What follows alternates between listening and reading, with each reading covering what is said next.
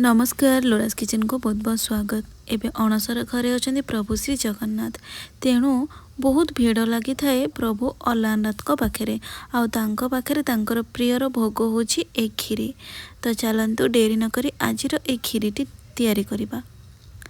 तो मु एक कप्रे हाफ कप्र नहीं जाइए अरुआ चाउल। देखो यहाँ बासमती अरुआ चाउल पूरा देसी चाउल छोट चाउलटा 3-4 थर ताकू धोईदेवा तब ताकू पानी देके आमे अधा घंटा रखीदे।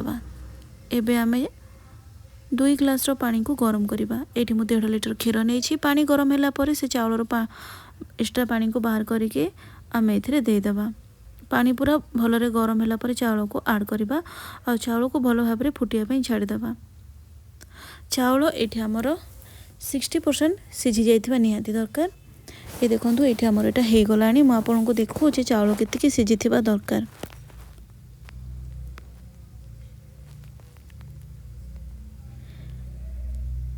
अधारू टिके अधिक सिझे देथिबे जहाँफल कि क्षीरर क्वांटिटी टिके कम थिले मध्य क्षीरीटा भल भाव चाउल संगे मिसी पारिबो।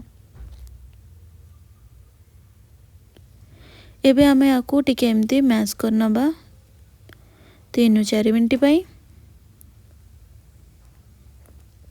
ताकि से टिके टिके अधिक छोट छोट दाना रे परिणत हो पारिबो।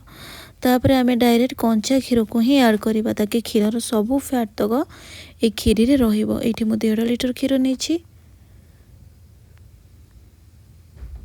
आउ फुल फैट क्षीर नेबे।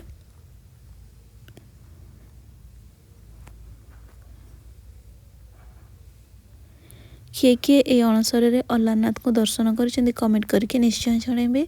आउ सेठी एमती खीरी भोग लगी होता है। तो से मुझे ये खीरी रेसिपीटी प्रस्तुत करी। अल्प टिके देखो लुण देदेवा। लुण टिके निश्चय देवे मिठार बालांसटा प्रॉपर रहिबो। आपण चाहिए जितेबाला भात प्रस्तुत कल चाउल को जिते फुटेले से समय लुणटा ऐड करें। एबे देखो येटा फुटिबा स्टार्ट है। मु इंडक्शन करुँचे तो आपको 2000 न रखिकी 1400 रखिकी करेंगे डिग्री सेल्सियस। तो एबे देखंतु ताको मझिरे मझिरे केवल गोलेबा प्रोसेसटी रही। बाकी जहाँ 3-4टा जिनस आमे पकेबा ताको पछरे देबा। एबे केवल ताको भल भाबरे गोलेबा ताकि तळु लागी न जाओ आ साइड रे जो भी फैट लागी जाउछि ताको मध्य हमको एमती भीतर को नहीं आसबा को होबो ताकि बहुत ही क्रीमी क्रीमी टेक्सचर तार आसी जिवो। एबे देखंतु से भलरे पूरा फुटी जाइछि माने खीरीटा सॉरी चाउलटा भलरे धीरे धीरे आमर मिसिबा स्टार्ट हेलानी क्षीर रे। तो मझिरे मझिरे मु आपनको देखौछि। ए देखंतु एठी से चाउल पूरा फुटिलानी। एमती जदि डंकी आनिबे ना तो चाउलटा ऊपर को पूरा भल भाव देखा होथबो जानिबे जे खीरी ऑलमोस्ट हो सारानी। तो से समय आमे आकु चीनी को देबा। आकु प्रस्तुत करबा मते 20-25 मिनिट लागिगला। मु एठी जेतिकी चाउल नेइथिले सेतिकी ही चीनी नेइछि। चीनी दे सारा परे आकु आमे भल भाव टिके गोळेइ नबा। चीनी भी पानी छाड़ी थाए सेति पई ए खीरी आ टिके पानिया हे जिवो। सेति पई आमे आकु भल भाव फुटेया मध्य 4-5 मिनिट पर्यंत से 1400 डिग्री सेल्सियस रे।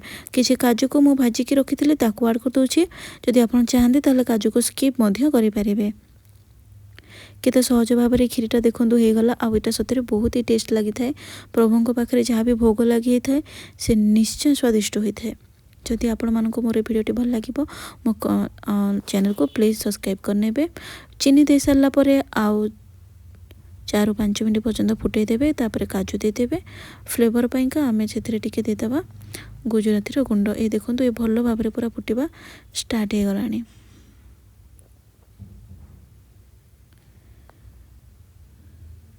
मु आउ टिके गैस फ्लेम को कम कर देछि बा इंडक्शन फ्लेम को कम करछि 1100 रे करिछि।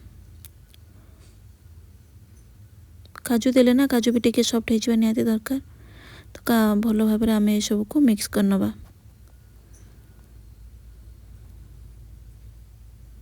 तापरे आमे सेथिरे दे देबा टिके गुजराती गुंड बास्ना पाइका। आको निश्चय देबे।